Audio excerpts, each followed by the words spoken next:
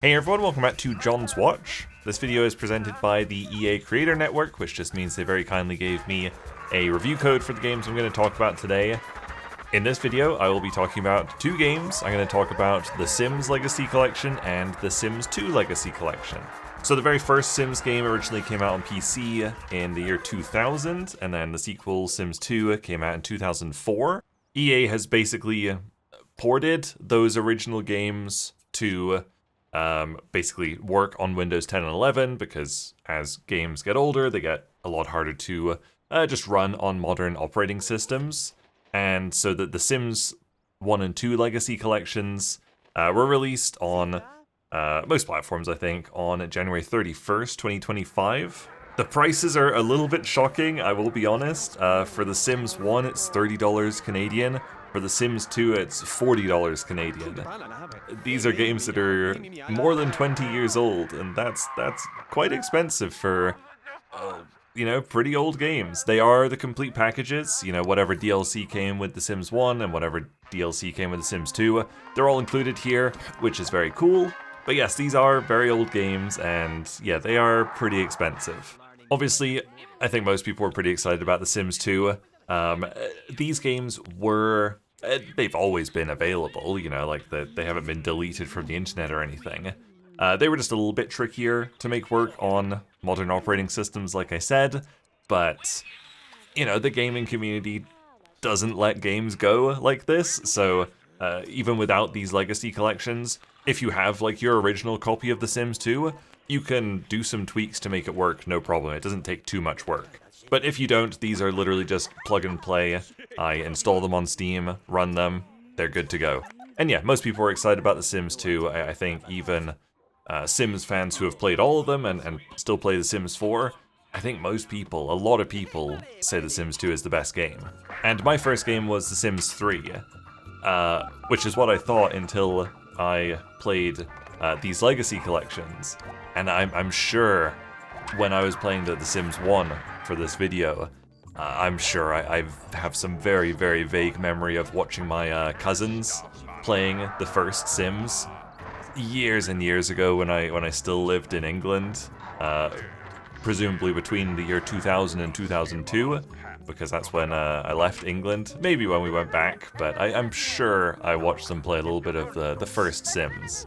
So I basically, just for this video, I played half an hour of both of the games, just to kind of get a little quick first impressions of them. You know what these games are, they're 20 years old, you know what The Sims is like. I was kind of more curious about how well they run, things like that. The Sims 1 starts off in this small 4:3 aspect ratio, and I was like, oh no, it's not even widescreen or anything. And as soon as you choose a family, basically the game starts off in like a tutorial family. I just went with that because I didn't want to bother making a sim in this one, although I did for Sims 2. As soon as you get out of this menu and into the game, it's all nice and widescreen. It looks pretty decent, honestly. It looks like an old game, it's got a little small cursor, like, I don't know, like one of those old Transport Tycoon kind of games, original Roller Coaster Tycoon, things like that. It does look like an old game, but it runs really well. It looks fine. It doesn't look bad at all. It controls a little bit iffy in all the Sims games after this one. You can kind of freely rotate the camera or tip it up and down, tilt it, I guess. But in The Sims 1, you can only rotate the camera basically in like 90 degrees. So you rotate it 4 times, you're back at your original view. Characters aren't like fully animated, I guess. I mean, they are obviously all fully animated. Just that they're like a little bit like stop motion, a little bit choppy. I think by design, like, it looks fine, it looks a little bit stylish. But yeah, you can see, like, as they're moving around and stuff, they're like kind of jumping from frame to frame, which I think is totally fine. Speaking of frames, The Sims 1 runs at 180 FPS for me. That is my monitor refresh rate, so I think it just runs unlocked and has VSync on.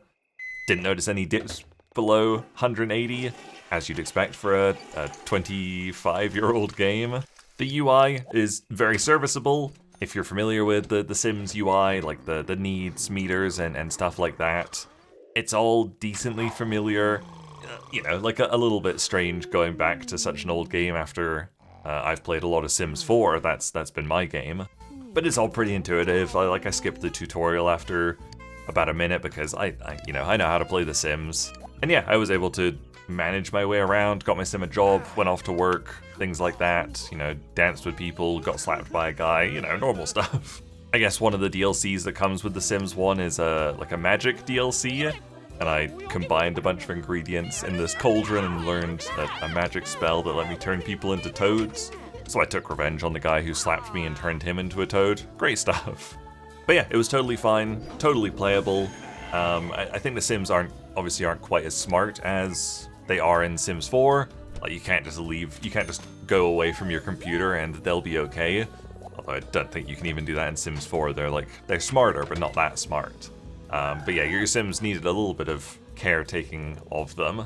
But yeah, completely playable, runs well, runs smoothly, high frame rate, love to see it.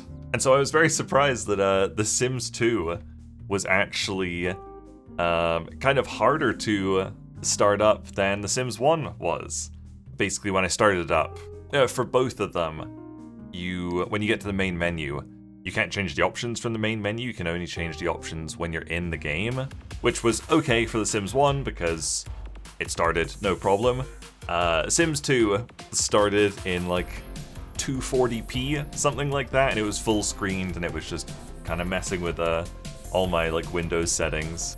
So I had to load into the game, and then I could finally get into the graphics options, and I was really surprised to find that The Sims 2 is capped at 60 FPS. It had two frame rate options, 59 and 60 FPS.